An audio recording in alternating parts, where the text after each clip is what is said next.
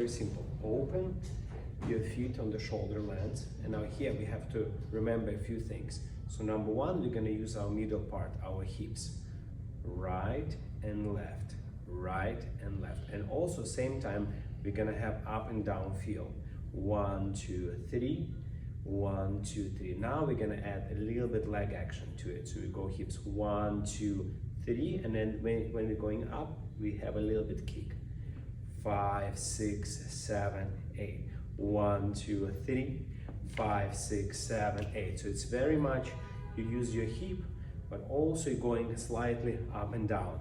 In this case, you have that very nice wave movement. And once you dance, you can create the amplitude bigger and bigger. Depends on your taste. Enjoy lambada and follow.